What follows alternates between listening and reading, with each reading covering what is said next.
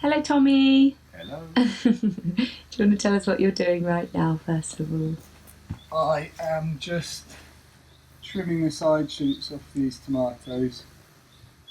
Um, these side shoots to encourage a bit of upwards growth and to train them to our strings. Um, Cool. they were planted in February with a bit of heat in a propagator, and they came outside. Well, they've been in our polytunnel next door, and they've been planted outside 2 weeks ago. Cool. 2 weeks today. They're looking great. They're growing up quickly. So we just trim off the side shoots here, as you well know, and then wrap the string around. Keep doing that every so often as they go on up, developing these flowering trusses. Okay, nice.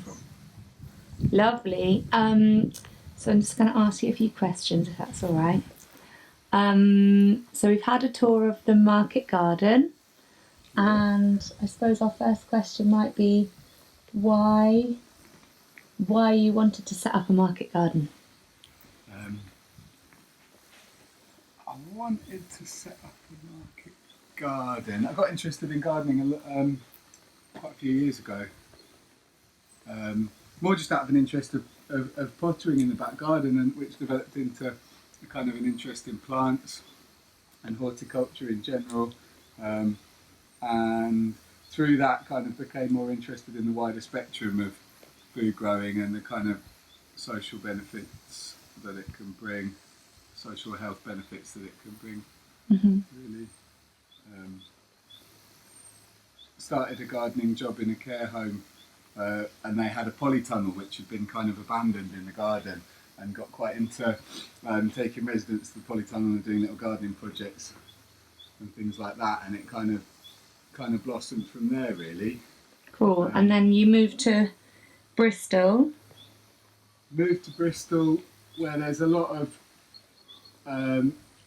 energy for the sort of small farming movement, small scale growing movement, and there's some great projects there. Feed Bristol, which is like a large community project on Avon Wildlife Trust land, and they have all sorts of groups visiting, do an awful lot of permaculture and kind of more like social engagement side of things. Yeah, and they have a cool project that's a bit like Better Fridays, don't they, I think?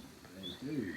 And then you helped set up Purple Patch Farm with Mary. Yeah, so that was a small farm on about an acre, sort of within the city limits, positioned really well to sell to the local community in a city. Yeah. It's quite interesting plot of land that was set aside for ex-servicemen after the Second World War, and there were a lot of plots around there. There were sort of 5 1-acre plots where essentially market gardeners would grow and take their and have a direct route into the city to sell their produce. Great.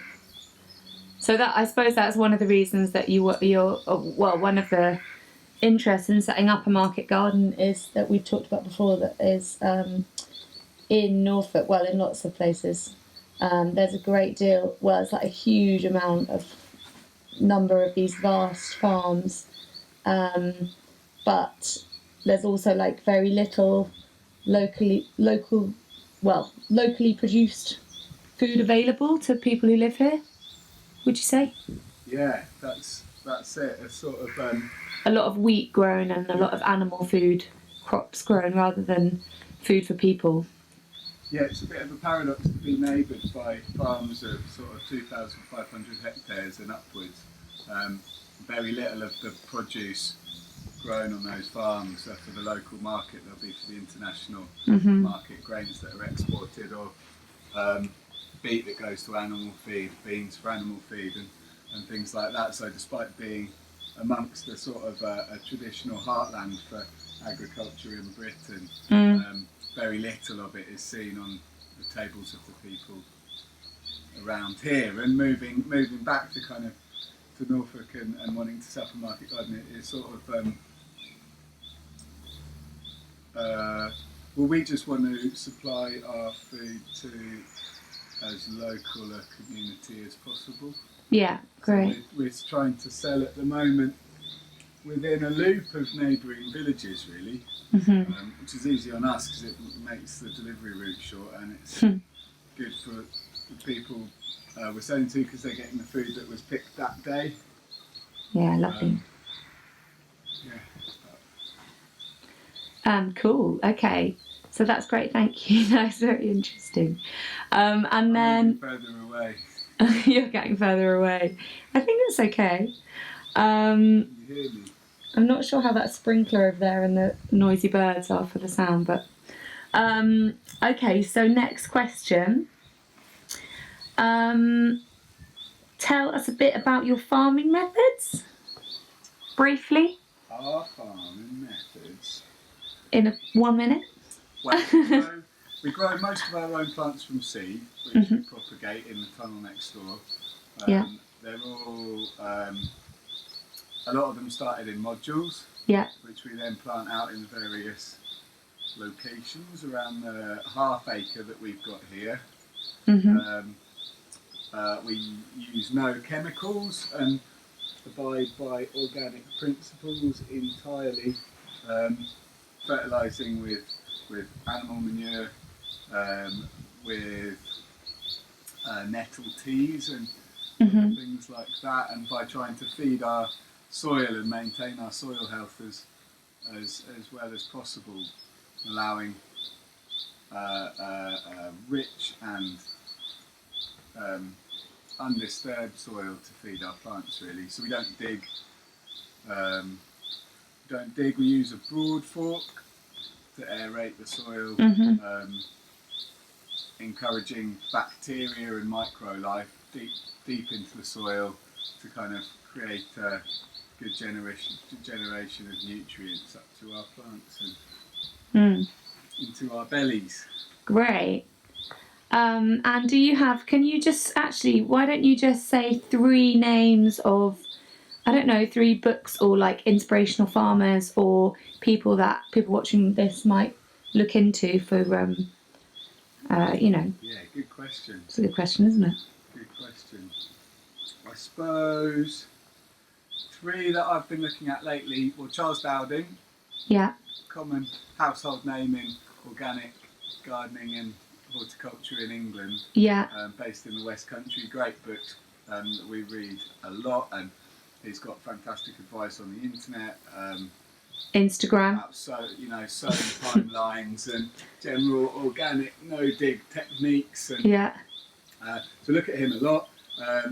American man from Maine called Elliot Coleman, who was a kind of a real champion of small farming in America during the 20th century and into the 21st century, but pioneered a lot of, well, not really pioneered because he, I suppose brought to light a lot of the techniques which we're using to farm without a tractor, without disturbing the soil, using a lot of green manures and organic techniques. Yeah. And the 3rd book would be, I suppose, for and the sheer diversity, a book called Miraculous Abundance, which is about a couple of French farmers, Charles and Perrine Hervé Gruyère, who farm in Normandy, on a small farm, and just encouraging diversity in everything that they do. So there's always... It's kind of permaculture extreme. Permaculture extreme, exactly. Always growing vegetables or animals with fruit trees. Yeah, and also they're really looking forward towards, this sort of impending doom, perhaps, of soil collapse and our current farming, the current way that we farm around the world. So they are a bit, aren't they? They're kind of like preparing for the apocalypse and being able to support their local community when it comes. Not the apocalypse, but, you know. Yeah, no, the end of a sort of a zero carbon way of farming. Yeah. And yeah, all about a sort of local approach to food growing. All about diversity in what you're growing. Yeah. Create a resilient food system. An amazing sort of ecosystem for wildlife with it. Indeed. Ideally. But not slugs if possible. We've gone on quite a long time actually, so I'm going to just ask you very quickly, what are you loving very quickly? You could do it like bullet points. I'm really enjoying this right now. Yeah. I'm working with the tomatoes and watching them grow. Yeah. Native knots. Been enjoying the range of things that we've got out of the garden so far already. Enjoying what we had, our radishes and our first carrots and a lot of leafy greens and spinach, rocket, salads and that sort of stuff. Probably most looking forward to new potatoes next week. Excellent. And beyond that, these guys, courgettes, the rest of it. Lovely. Okay, and what are the major struggles so far, or things that maybe like you didn't anticipate that have been difficult, things that have spanners in the works? Probably losing the cover off a polytunnel in Storm Kira. Yes, that wasn't great. On a Sunday morning. Great. Okay. And favourite tools or like tips? Yeah. Anything that you love that makes your life really a lot? Swiss oscillating hose. Ooh, Swiss oscillating hose. Or stirrup van. I don't think we've got those at the greenhouses actually. So yeah, that's a good shout. Making weeding easy. Yeah. On yourself. And yoga. Yeah, movement. We're all really rusty and I'm feeling pretty achy. rusty. Yes, trying to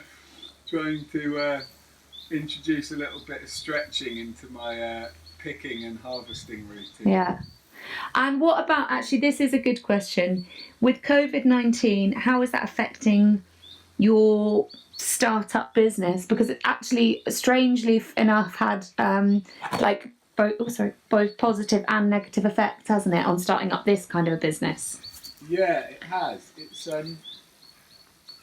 we didn't expect to start a business under this sort of an event, but it's meant, I think there's been a growth in interest in local food and the local food movement, and so we actually have been really lucky in the way that people have come to us. Yeah. Asking for produce, and it's quite amazing. So we've had to do sort of relatively little to push our veg on people. I think it's increased how receptive people are to. Yeah, and I saw a YouGov poll that showed that I don't know, there's been something like 9 million people registering an interest in veg boxes since the crisis. So that, I mean, it's just interesting, isn't it? It's also about people not being able to go to shops, and some people that you have been providing veg for are kind of isolating at home and not able to leave the house, aren't they, Tommy? Yeah. So that's cool that you can help them. Yeah. But and also another bonus is that no one's been allowed to go to work in their real jobs, paid jobs. So there's a lot more workforce.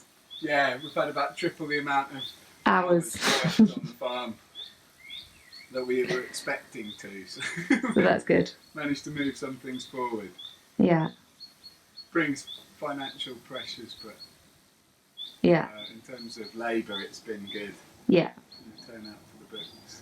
And on a nice note to finish, what's your favourite vegetable?